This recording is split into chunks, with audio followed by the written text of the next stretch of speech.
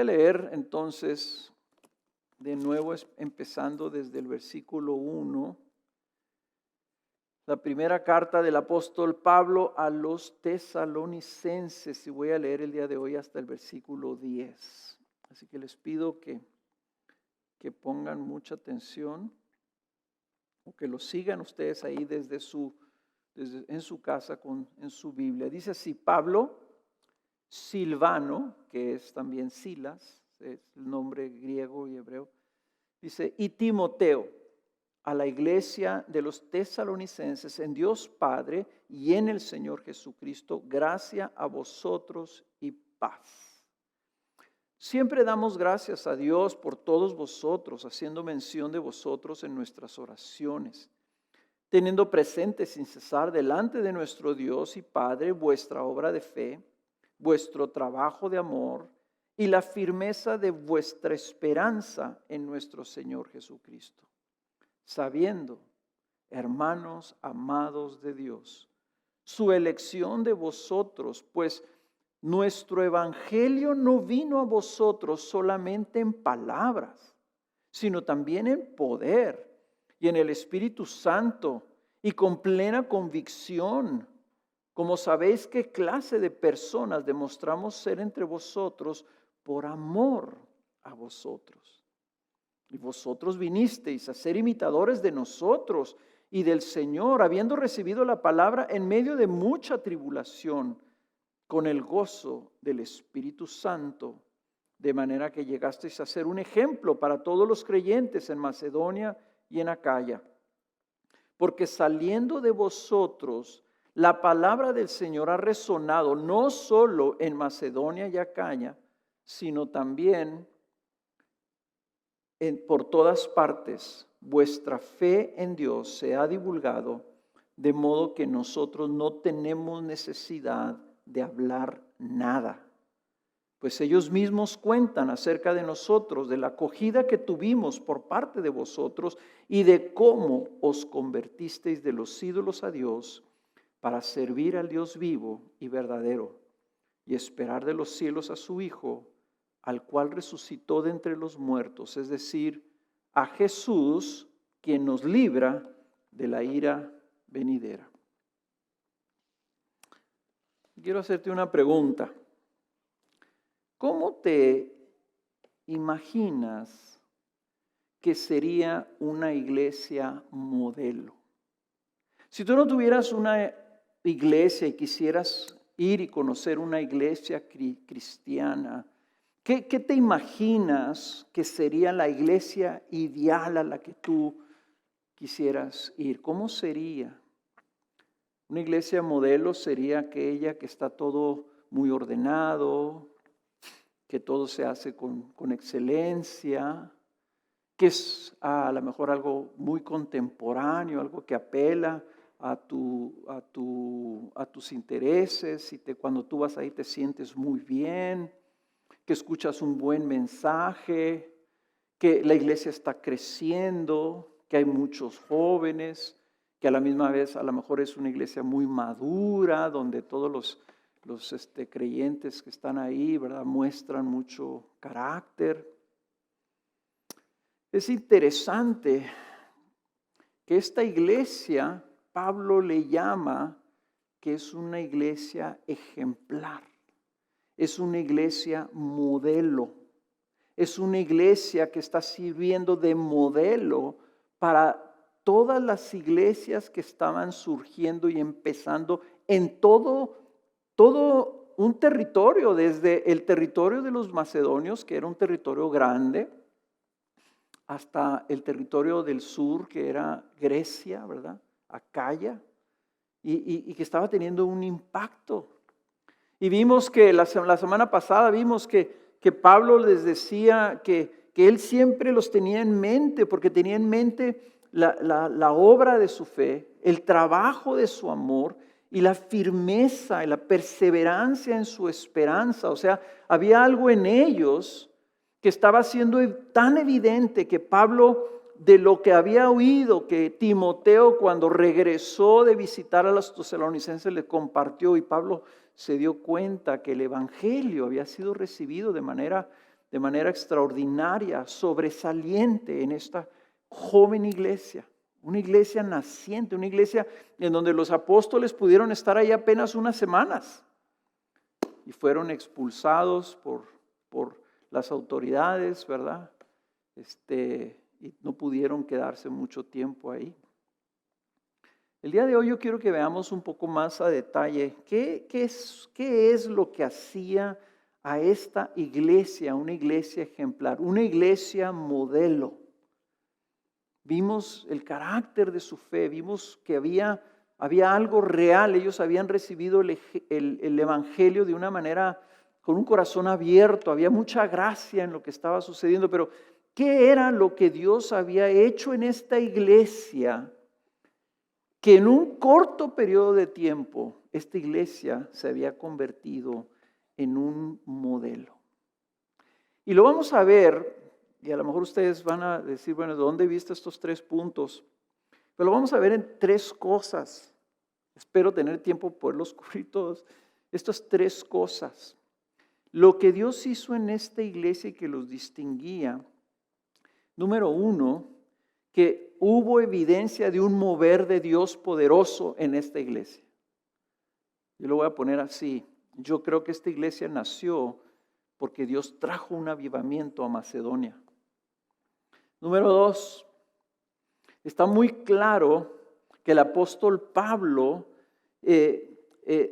menciona que ellos vinieron y dieron un testimonio, dieron un ejemplo de amor a la iglesia que fue muy significativo y que provocó y generó en la iglesia esta tan joven un discipulado de manera muy pronto. O sea, estas personas en Tesalónica vieron el ejemplo de los apóstoles y luego respondieron a eso de una manera que hubo un dinamismo en el discipulado de ellos. Y número 3, vamos a ver que es la manera en que estos tesalonicenses fueron un ejemplo para todas las iglesias, es que ellos al responder a ese discipulado, salieron ellos mismos a hacer lo mismo que los discípulos, que los apóstoles habían hecho con ellos. Ellos salieron a ser modelo y ejemplo para otros. Entonces, vamos a empezar. Dijimos que el Señor hace una obra poderosa entre ellos. Entonces va a ser mi primer punto. ¿Qué hizo Dios en esta iglesia? Lo que hizo es que su amor, el amor de Dios, se hace evidente o se hizo evidente en los tesalonicenses por la entrada poderosa del evangelio. El amor de Dios se hizo evidente por la entrada poderosa del evangelio. Fíjense, vamos a leer de nuevo el versículo 4. Él está mencionando en el versículo 3 que él tiene presente delante de Dios la respuesta que ellos tienen, su fe, su amor y su esperanza. Y lo dice esto en el versículo 4, sabiendo, hermanos amados de Dios.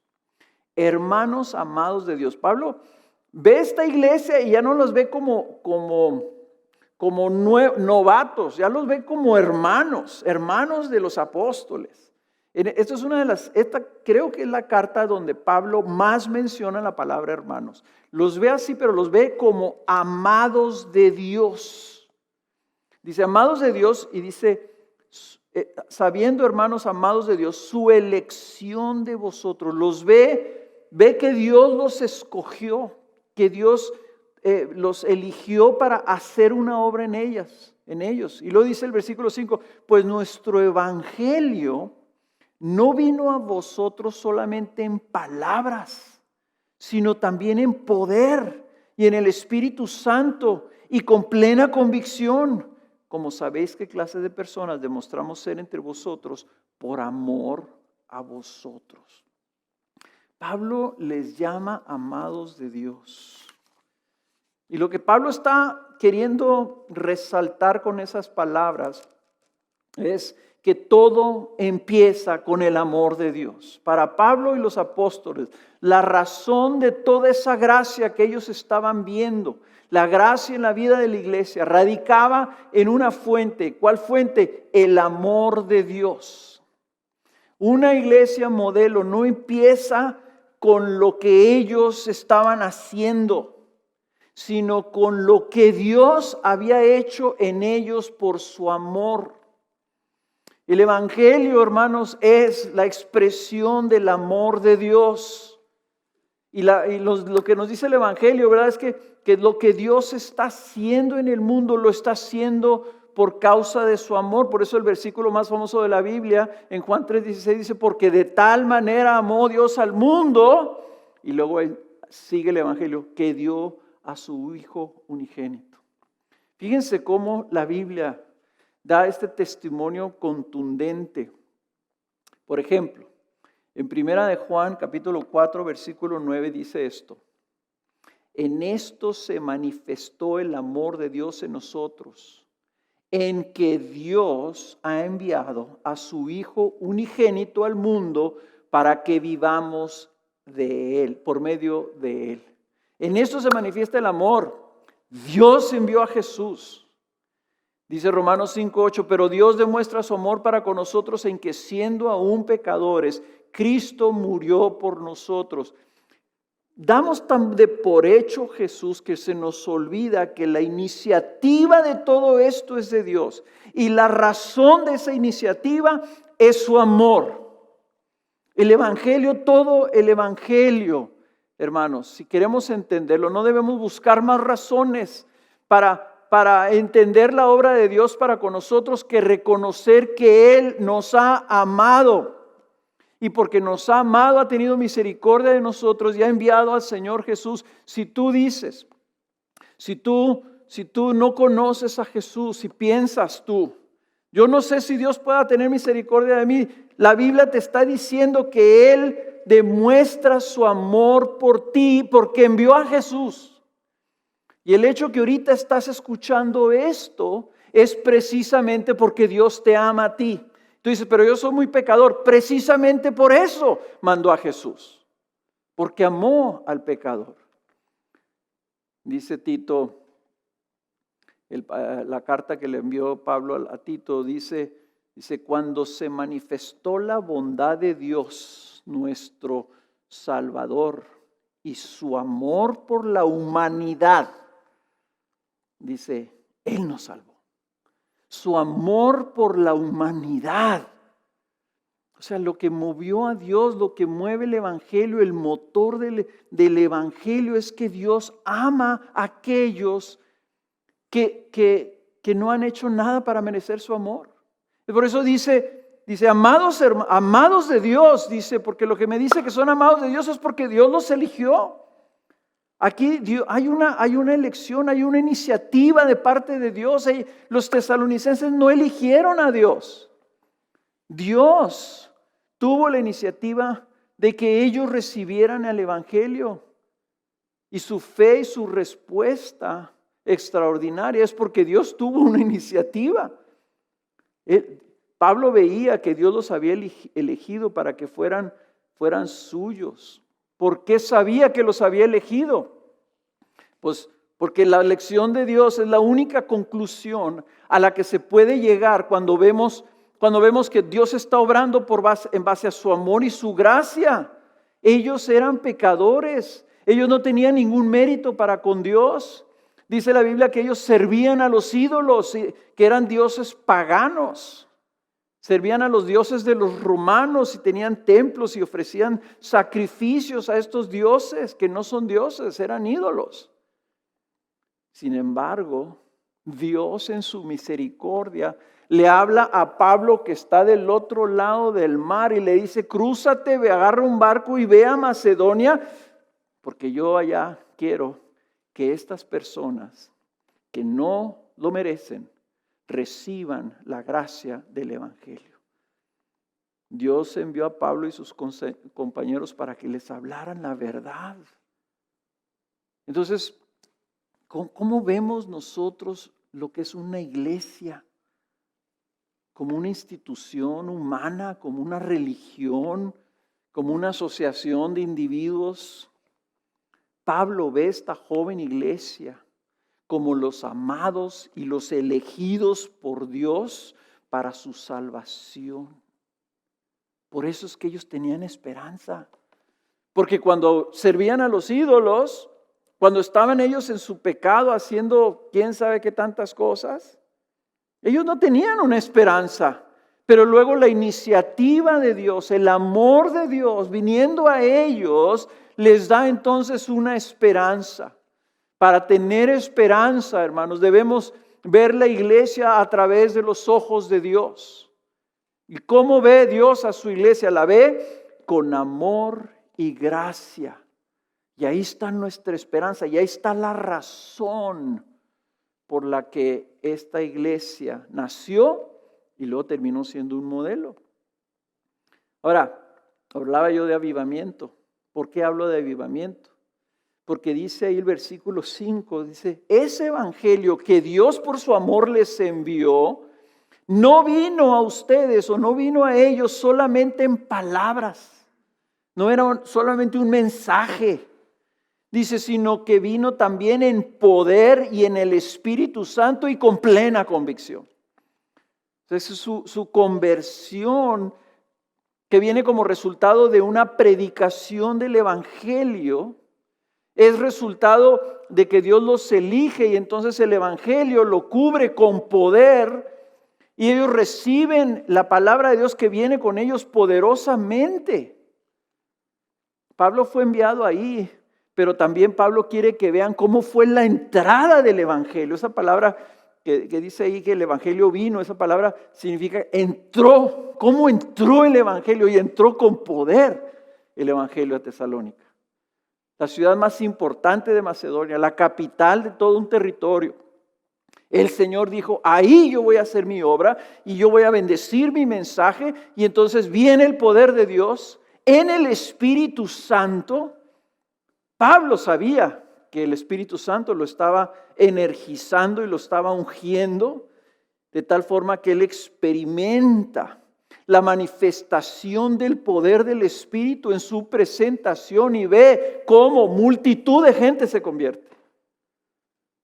En un corto periodo de tiempo, Pablo sabía que Dios era el que estaba obrando. El hermano Pablo estaba convencido de que el Espíritu Santo estaba obrando a través de él, pero dice yo mismo estaba experimentando una plena convicción. Había una seguridad con la que Pablo estaba predicando con poder ahí a los judíos y a todos los que estaban ahí alrededor escuchando, de tal forma que muchas personas se convirtieron y personas y mujeres importantes. La gran mayoría de ellos, personas que no conocían el evangelio, que nunca habían oído nada de la Biblia, que no eran judíos, pero que estaban ahí interesados. La entrada del evangelio a Tesalónica fue un evento poderoso que hacía evidente que eso era un mover de Dios y eso es el avivamiento. Yo quiero proponerles que donde quiera que haya una iglesia que está creciendo, no solamente en cantidad, sino en madurez, y está teniendo un impacto en su región, en donde está localizada esa iglesia nació por un mover de Dios. Entonces, cuando tú veas una iglesia, no veas ¿qué han hecho estas personas y cuáles son sus sistemas y cuáles son sus procedimientos y cuáles son sus prácticas? Ve y busca dónde está el poder de Dios. Y si el Espíritu Santo está obrando en esa iglesia, esa es una iglesia que al final de cuentas va a terminar cumpliendo el propósito de Dios. Ese sería mi primer punto. Esta iglesia experimentó un mover de Dios. Y Pablo quería que ellos lo recordaran, que ellos lo vieran, que ellos lo reconocieran. El segundo elemento es que los apóstoles les dieron un testimonio de amor a los tesalonicenses y ellos, los tesalonicenses, lo imitaron. Los apóstoles les dieron un testimonio de amor a los tesalonicenses y luego ellos lo imitaron. Fíjense cómo dice ahí la segunda parte del versículo 5. Dice, como sabéis, ¿qué clase de personas demostramos ser entre vosotros por amor a vosotros? Pero Pablo está diciendo, vean ustedes que ustedes son amados de Dios y Él los elige y miren cómo les envía el Evangelio. Dice, pero también noten cómo fuimos nosotros cuando estábamos ahí con ustedes. Demostramos, les dimos testimonio, ¿verdad? En la forma de ser, porque nosotros los amábamos también. Y vamos a ver la siguiente semana, vamos a ver más a detalle este amor y este testimonio que ellos daban, que ellos dieron, de qué se trataba. Y lo dice el versículo 6, y vosotros vinisteis a ser imitadores de nosotros y del Señor, habiendo recibido la palabra en medio de mucha tribulación con el gozo del Espíritu Santo. El Evangelio vino a ellos y dice, y nosotros les dimos testimonio de amor y ustedes lo imitaron. Ellos, Pablo y sus compañeros y su equipo, demostraron un gran valor al predicarles. Ustedes ven el testimonio en el libro de los Hechos.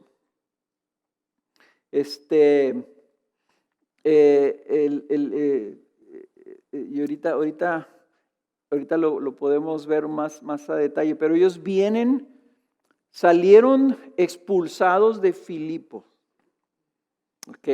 Donde los habían torturado, donde los habían metido en un calabozo, donde pasaron una noche en lo más profundo de los calabozos de esa ciudad. Salen de ahí, llegan a Tesalónica y predican el Evangelio.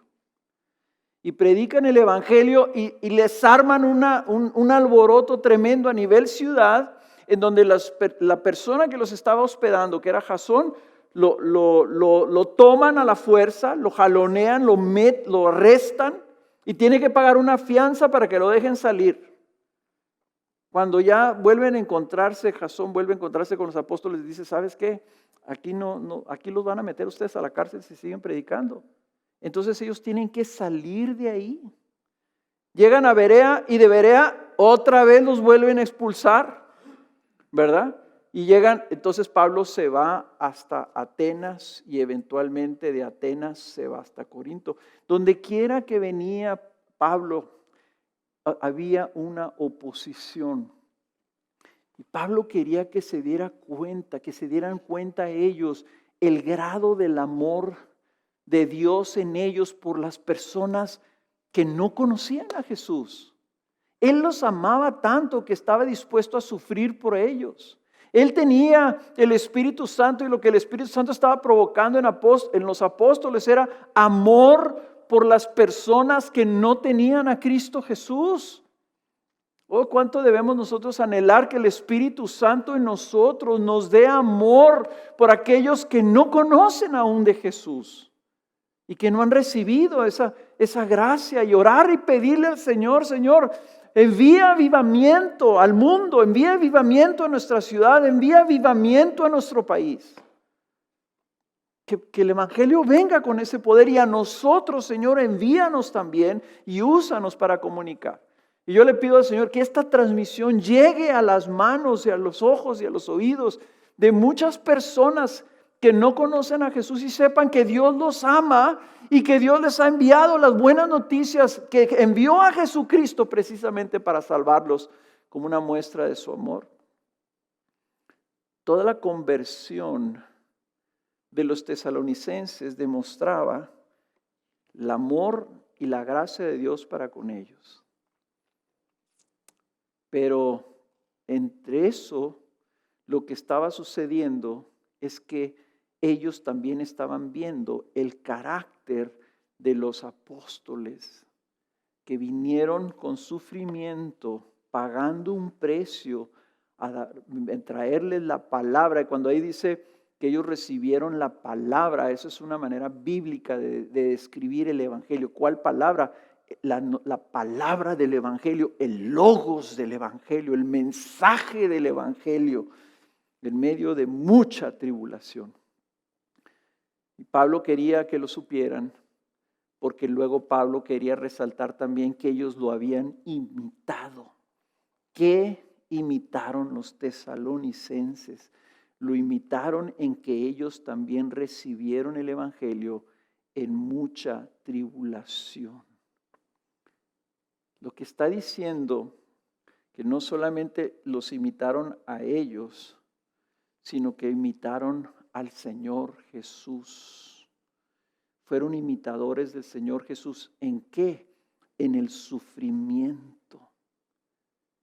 Pablo, cuando estaba en Tesalónica predicando, en esos versículos en el capítulo 17, dice que él fue a cada semana, iba a la sinagoga y discutía ahí con los judíos y les explicaba, basándose en las escrituras, que era el Antiguo Testamento, que era necesario que Cristo padeciera, que Cristo sufriera. Esto mismo había dicho Jesús, que era necesario el sufrimiento. Entonces, Cristo vino y vino a sufrir. Y luego Jesús le dijo esto a sus discípulos, le dijo en Juan capítulo 15, versículo 18. Fíjense lo que dijo Jesús. Dice, si el mundo los odia, sabéis que me ha odiado a mí antes que a vosotros. Si fuerais del mundo, el mundo amaría lo suyo. Pero como no sois del mundo, sino que yo os escogí de entre el mundo, por eso el mundo os odia. Acordaos de la palabra que yo os dije, un siervo no es mayor que su señor. Y noten estas palabras, si me persiguieron a mí, también los perseguirán a vosotros. Si guardaron mi palabra, también guardarán la vuestra. Esto es tremendo, porque Cristo escogió el diseño divino del evangelio. Es el mensaje del Hijo de Dios viniendo a sufrir, a morir. El evangelio no es un mensaje de que si tú vienes a Cristo Jesús, todo te va a ir bien. Si tú vienes a Cristo Jesús, vas a parar de sufrir. Y hay por ahí un grupo de personas que son unos extranjeros que promueven así, ven a esta iglesia, o no sé si lo podamos llamar iglesia, pero ven a estas reuniones para que pares de sufrir. Porque Dios vino para que pares de sufrir. No, Dios vino en la forma de Jesús, vino a sufrir. Y luego les dijo a sus discípulos que si ellos eran de Jesús, el mundo los iba a odiar y también iban a sufrir. Y Pablo les está diciendo aquí a los tesalonicenses que ellos están entendiendo este mensaje, vieron ese testimonio y ellos también están dispuestos y están sufriendo también. Y si no, ellos no solamente imitaron, dice a Pablo y a los apóstoles, sino también al Señor en esto. ¿Por qué?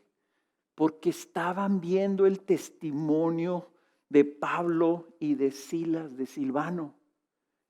Se los voy a leer, los voy a recordar. ¿Qué pasó cuando Pablo estaba predicando en Filipo? Dice Hechos capítulo 16, 22. No lo busquen, escúchenlo nomás. Es una parte de la historia. Dice, la multitud se levantó a una contra ellos. Y los magistrados superiores, rasgándoles sus ropas, ordenaron que los azotaran con varas. Y después de darles muchos azotes, los echaron en la cárcel, ordenando al carcelero que los guardara con seguridad. El cual, habiendo recibido esa orden, los echó, los aventó en el calabozo interior y les aseguró los pies en el cepo. por predicar el evangelio en la ciudad que estaba ahí cerquita de Filipo, de donde venían los apóstoles. Los apóstoles llegaron a Tesalónica a predicar y traían en sus cuerpos las marcas de los azotes y los varazos que le dieron. Traían probablemente en las piernas las marcas del cepo, de la abrazadera de fierro oxidado que les habían atornillado en las piernas para que no se escaparan. Ellos vieron cómo Pablo no se quejaba. Pablo, cuando estuvo ahí en el calabozo, estaba cantándole al Señor, cantando himnos. Pablo no llegó diciendo, miren cómo el precio que estoy pagando. Ellos sabían, ellos se enteraron, ellos se dieron cuenta. Y por eso dice que ellos imitaron. Y Pablo les decía, inclusive cuando Pablo les escribe a los filipenses, allá en la iglesia de donde venía, les escribe como unos años después y les dice, hermanos filipenses, dice, sed imitadores míos. Es Filipenses capítulo 3, 17, y observad a los que andan según el ejemplo que tenéis en nosotros. Pablo les estaba diciendo, así como yo me comporté con ustedes, así como yo sufrí por ustedes, ahora ustedes imítenme a mí. No se detenía Pablo en llamar a los hermanos de las iglesias a que lo imitaran y que imitaran a todos aquellos que caminaban igual. ¿Saben qué es eso? ¿Saben qué es el que los apóstoles estaban dando testimonio? Y las otras personas estaban siendo exhortadas a que imitaran ese testimonio. Y las otras personas luego también lo estaban imitando como eran los tesalonicenses. ¿Sabes qué se llama eso? Eso se llama discipulado. Pablo estaba haciendo discípulos. Pablo estaba duplicándose, reproduciéndose en la vida de otros. Y eso, ¿verdad? Se ve que también es una obra de Dios en ellos, en ese avivamiento, en ese corto tiempo que tuvieron. Hubo un milagro de discipulado porque dice que ellos recibieron el evangelio con el gozo del Espíritu Santo. Cuando hay un avivamiento, hermanos, el evangelio, que muchas veces se malentiende, creo que los pastores malentendemos el mensaje del evangelio y la gente también. Creemos que esto es un proceso intelectual. Creemos que es algo que yo tengo que entender. No, esto es algo que yo tengo que recibir. Y recibirlo por obra del Espíritu Santo. La predicación del evangelio es un acto sobrenatural. Porque es el Espíritu Santo quien ilumina el mensaje de Jesús. Ilumina el mensaje de Jesús en la persona que lo está escuchando, de tal forma que Jesús se vuelve precioso ante los ojos del que lo está escuchando. ¿Cómo te explicas? ¿Cómo te explicas que una persona va a aceptar un evangelio, un mensaje que le está diciendo lo que Cristo Jesús vino a hacer por ellos? Y se vuelve eso tan precioso que dicen, a mí no me importa si me dan de varazos, si me meten a la cárcel, si pierdo todas mis posesiones, si soy rechazado por mi familia. No me importa porque yo voy a tener a este Jesús como mi Señor y mi Salvador. Eso es sobrenatural. Eso ningún convencimiento humano, ¿verdad?, va a venir y va a provocar eso en tu vida. Que no solamente lo aceptes y lo recibas, sino que lo hagas con gozo. Y que te alegres por tus persecuciones y te alegres por los problemas que eso te está provocando. Esto es una obra sobrenatural. Y es sobrenatural porque la iglesia está siendo llamada por el Señor a pagar un precio. Los discípulos, los apóstoles consideraban que el sufrir por Cristo era un privilegio. Era una concesión que Dios les daba. Pablo así les dijo a los filipenses. Yo tengo, toda mi vida lo tomo como pérdida. Dice, yo lo que quiero es identificarme con Jesús, es padecer como Jesús y participar como Él de su muerte. ¿En qué cabeza cabe? ¿Y en qué cabeza cabe que haya personas que están predicando un evangelio en donde el sufrimiento no aparece para nada?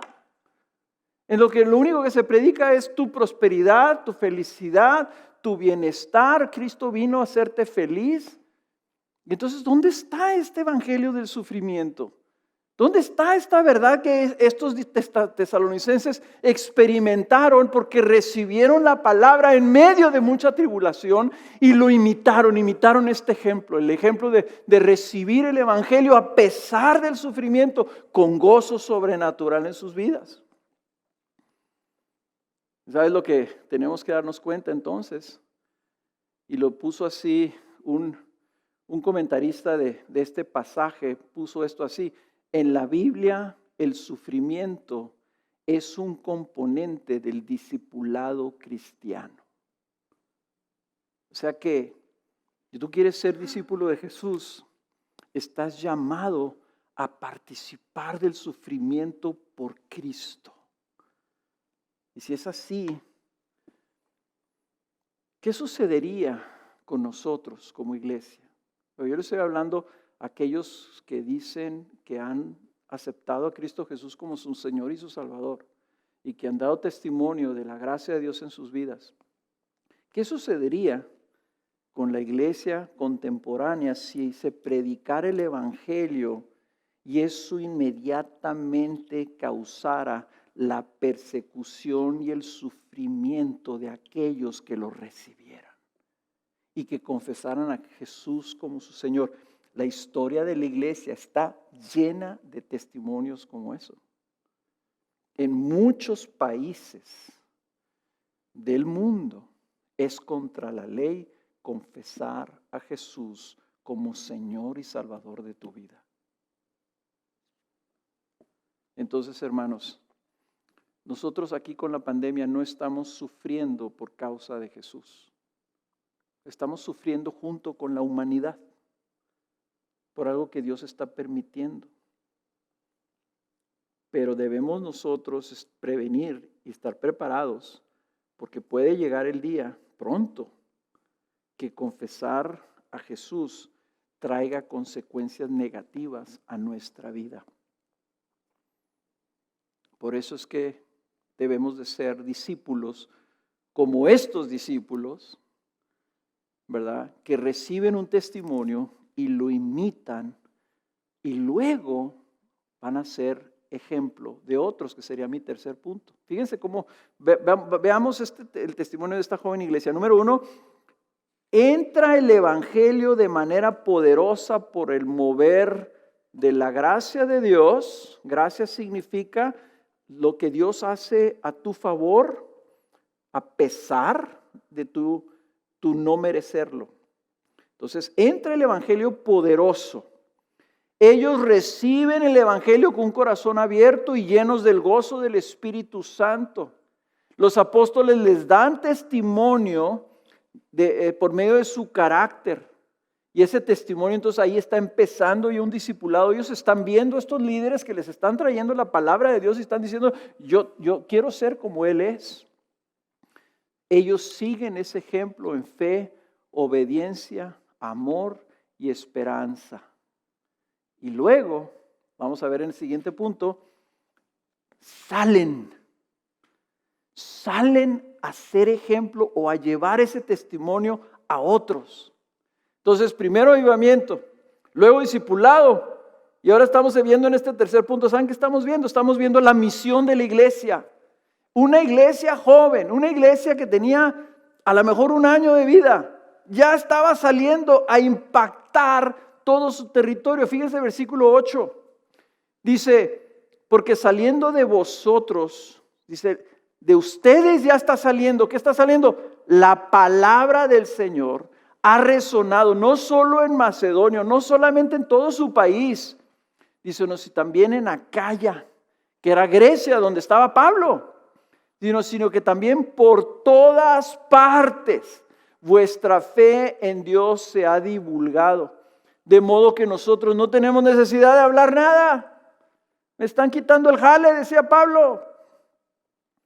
Dice, pues ellos mismos, o sea, la gente que estaba oyendo Pablo a diferentes lugares y estaba oyendo testimonios de la gente, dice, ellos mismos cuentan acerca de nosotros, de la acogida que tuvimos por parte de vosotros y de cómo os convertisteis de los ídolos a Dios para servir al Dios vivo y verdadero y esperar de los cielos a su Hijo, al cual resucitó entre los muertos, es decir, a Jesús, quien nos libra de la ira venidera.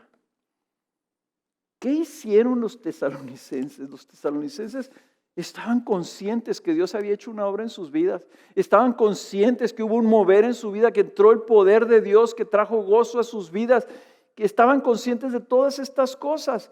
Y entonces, ¿qué fue lo que hicieron? Salieron a compartir con otros. Y esto de que esta salida había sido territorial es porque, para empezar, esta era la capital del estado, del país, pues. Tesalónica era la capital de Macedonia. Entonces era una ciudad muy importante. Y la estrategia que usó Pablo es que él estableció iglesias en lugares estratégicos de donde después de ahí salía. Y es lo que nosotros estamos queriendo también, ser estratégicos en plantar iglesias en otros lugares desde donde puedan salir los hermanos a dar testimonio a diferentes lugares.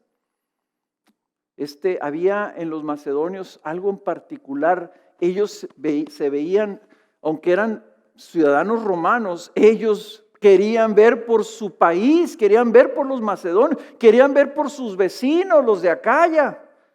Ellos se interesaban en ellos. Había un sentido de decir, yo no puedo quedarme con esto. Entonces, cuando tú estás recibiendo la gracia de Dios, lo que debe de generar eso en ti es el deseo de que otros reciban de esa misma gracia. Ellos querían dar de gracia dar de gracia a otros de la gracia que ellos habían recibido.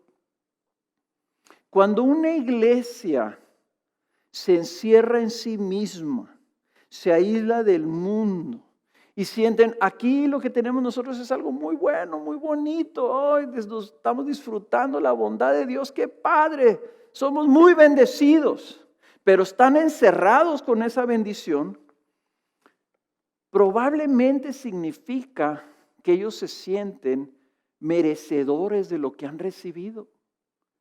Y entonces usan lenguaje así, ¿no? Como diciendo, no, es que allá afuera en el mundo, allá afuera aquellos, no, son bien malvados. Nosotros aquí somos buena onda. Y si viene algún visitante a la iglesia, lo ven así como, uy, no, fuchi, ¿verdad? Ese está todo mugroso, viene todo desgreñado, viene todo lleno de pecados y de cosas feas. Cuando una iglesia está así, quiere decir que no entiende la gracia de Dios. Que no entiende que nosotros no venimos a Dios por nuestra bonita cara o por nuestro bonito comportamiento, sino que Dios amó a los pecadores, a los que no merecían nada, y envió a su Hijo a salvarlos. Amó a la humanidad y quiso mostrar bondad a la humanidad y envió a su propio Hijo a morir por ellos. Si entendemos la gracia de Dios, vamos a querer compartirla con aquellos que aún no la reciben. Y vamos a estar pensando en aquellos que están allá afuera, en celebrar y darles la buena noticia y decir, mira lo que Dios hizo con nosotros. Y eso es lo que nosotros queremos hacer con todo el mundo. Y así eran los macedonios, así eran los de Tesalónica. Y para darles una prueba de su carácter, vayan ahí a 2 de Corintios. Pablo se fue de Tesalónica a Berea, a Atenas y de Atenas a Corinto. Y en Corintios estuvo 1 año y medio. De Corinto se regresó otra vez a Antioquía. ¿Okay? Entonces, estando ahí en Corinto, él conoció la iglesia de Corinto. 3 años, más o menos, como 3 años después de haber estado en Tesalónica, él regresó a Macedonia, a ese territorio, a Filipos y a Tesalónica. 3 años después le tardó tardó a Pablo regresar a él en su tercer viaje misionero. Cuando estaba en Tesalónica o cuando estaba en Macedonia, probablemente ahí mismo en Tesalónica o en Filipos, porque los dos están en Macedonia, les escribe a los corintios y les dice, les da testimonio de cómo es la iglesia de Tesalónica. 3 años después que estuvo ahí, aún sigue siendo una iglesia muy joven. Fíjense lo que les escribe en 2 de Corintios capítulo 8. Él está exhortando a los corintios de que sean generosos. Y dice, ahora hermanos, deseamos haceros saber la gracia de Dios. Siempre Pablo estaba consciente, esto es pura gracia. Estos hermanos, Dios fue bueno con ellos. Dice, hacemos saber la gracia de Dios que ha sido dada en las iglesias de Macedonia. Pues en medio de una gran prueba de aflicción, abundó su gozo y su profunda pobreza sobreabundó en la riqueza de su liberalidad. Liberalidad significa que tienen las manos abiertas, que comparten libremente con los demás. Dice, porque yo testifico que según sus posibilidades y aún más allá de sus posibilidades, dieron de su propia voluntad. Y noten esto, suplicándonos con muchos ruegos el privilegio de participar en el sostenimiento de los santos, y esto no como lo habíamos esperado, sino que primeramente se dieron a sí mismos al Señor y luego a nosotros por la voluntad de Dios. Ellos se dieron a sí mismos al Señor, se entregaron al Señor, y eso lo que trajo como consecuencia es que luego se dieron a los apóstoles, se dieron a la iglesia, se dieron a toda su región y habían sido liberales y le rogaban a Pablo, aunque por la persecución que estaban experimentando de las autoridades romanas, ellos, dice, sufrieron pérdidas, cayeron en pobreza, sin embargo, suplicaban, déjanos compartir de lo que nos ha dado el Señor para sostenimiento de los santos. Hermanos, yo sí quiero que nosotros, como Gracia Soberana de Ciudad Juárez, que revisemos cuál es nuestro deseo como iglesia. Si nosotros estamos deseando también salir y bendecir a otros. Y yo los quiero alentar mucho y animar mucho y darles las gracias por su generosidad, en la manera en que estamos dispuestos o que han estado todos ustedes dispuestos a apoyar, por ejemplo, a la iglesia de Guadalajara.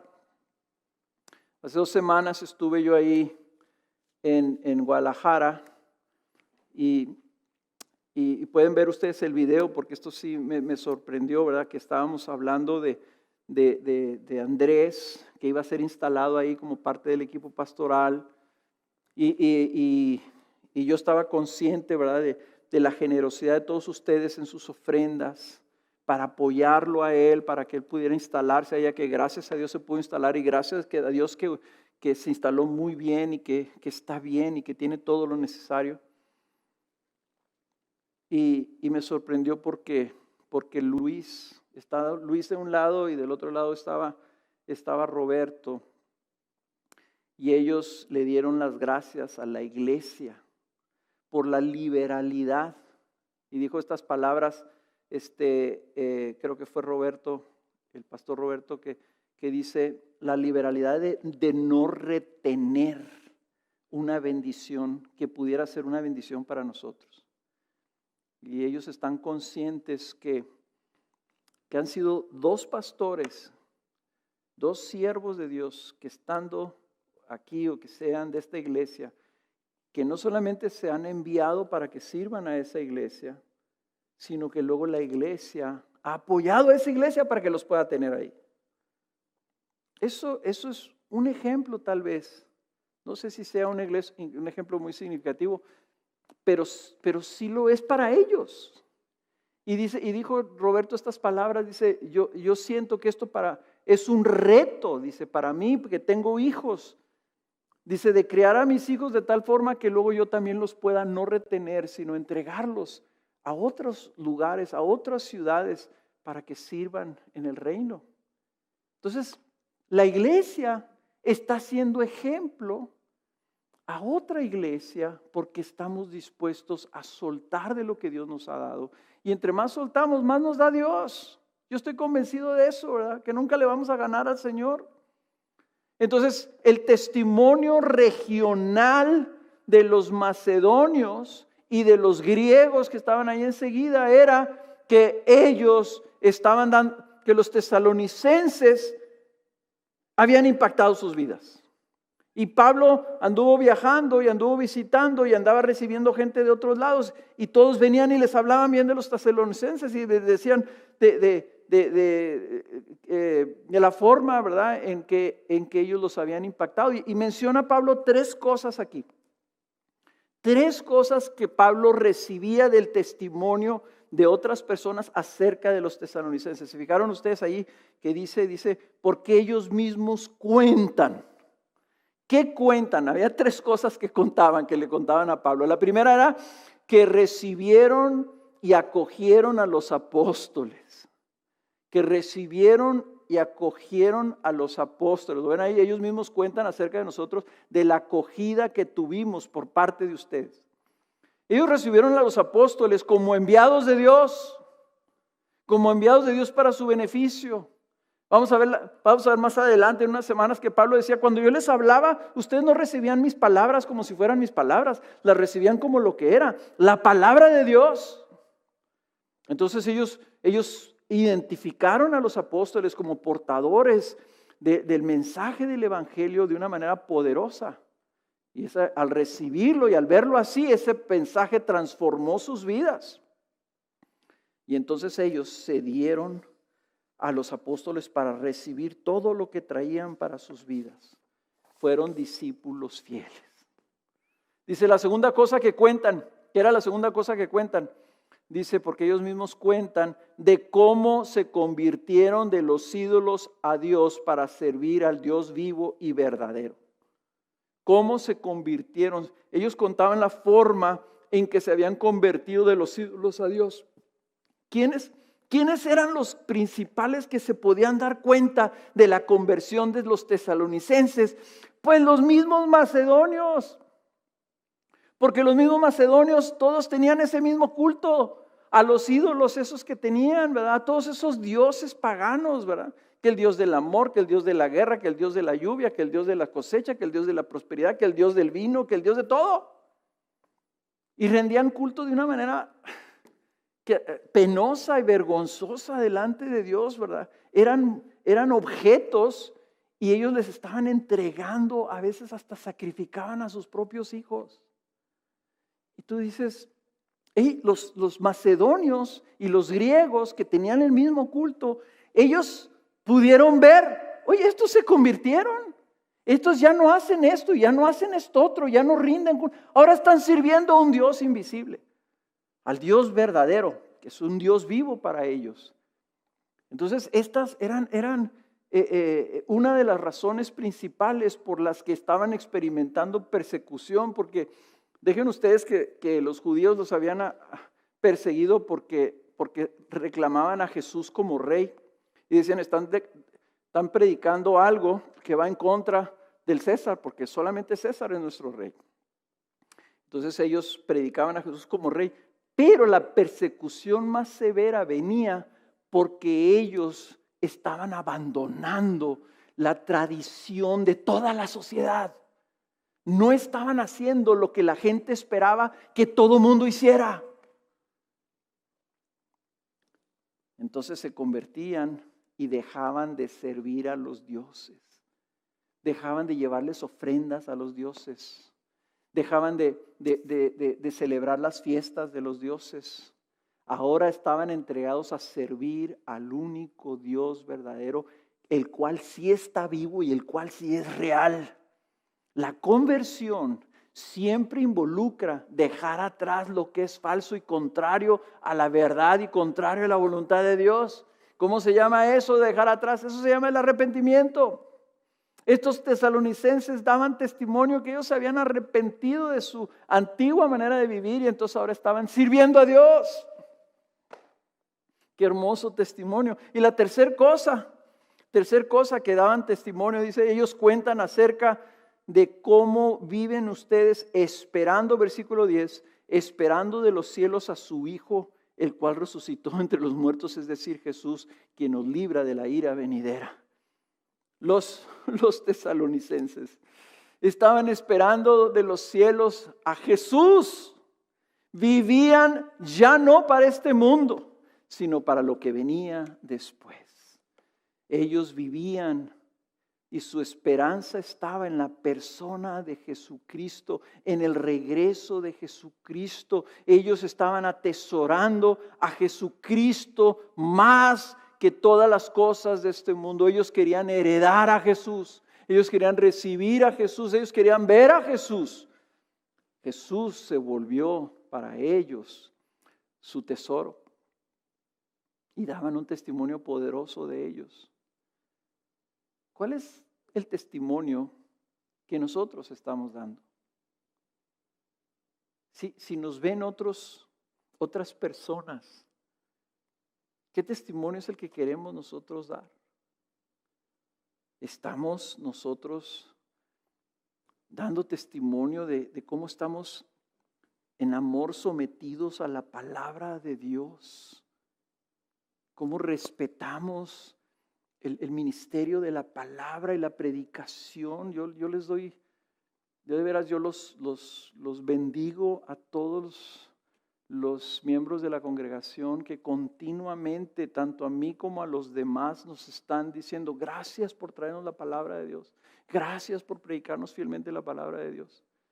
Ese respeto, esa apertura de su corazón hacia lo que nosotros les estamos trayendo, es un testimonio. Y no solamente eso, sino que luego eso esté trayendo efecto a sus vidas y que ustedes se estén convirtiendo cada vez más en arrepentimiento, dejando atrás las cosas que no vienen de la verdad, que no pertenecen al reino de Dios, que no son la voluntad de Dios para servir a Jesús, que está vivo como su Rey y su Señor. Pero creo que lo que nos falta y lo que vamos a estar viendo en esta serie de Tesalonicenses es que luego vean que nosotros vivimos con los ojos puestos en el cielo, esperando al que va a venir en los cielos. Que vivamos no para este mundo, y esta pandemia nos sirve mucho y nos ayuda mucho, porque nos ayuda a decir, ¿qué estoy esperando en este mundo? Este mundo se va a destruir, este mundo no tiene nada para nosotros. Nuestra esperanza está en Jesús. Cuando Él regrese, allá es donde tenemos que estar esperando lo que viene cuando venga el Señor por nosotros. Si queremos ser esa iglesia modelo, tenemos que seguir pidiéndole al Señor que traiga su avivamiento a nuestras vidas, que derrame más de su gracia, que derrame su Espíritu Santo sobre nosotros, aún en las casas, aunque no nos estemos reuniendo, que ahí está el Señor obrando en nosotros, su amor y su gracia.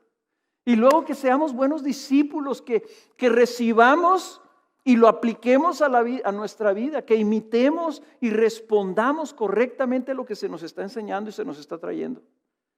Y tercero, que estemos dispuestos a salir y dar de gracia lo que el Señor nos ha dado de gracia. Vamos a orar. Padre, qué hermoso testimonio, Señor, de la iglesia de Tesalónica. Qué hermoso que tú escogiste esta iglesia para traer un verdadero avivamiento ahí, Señor. Y nosotros también queremos ser los beneficiarios de tu amor y de tu gracia en nuestras vidas. Tú eres nuestro Señor, tú eres nuestro Salvador, es a ti en quien ponemos nuestra esperanza. Pero queremos crecer en eso, Señor. Queremos crecer en nuestro discipulado, Señor, en el recibir tu palabra y aplicarla en nuestras vidas fielmente para luego poder llevar a otros, Señor, la esperanza y el testimonio de lo que tú has hecho en nuestras vidas. Ayúdanos, Señor, a ser fieles. Ayúdanos, Señor, a que tú nos veas y digas también que somos una iglesia ejemplar.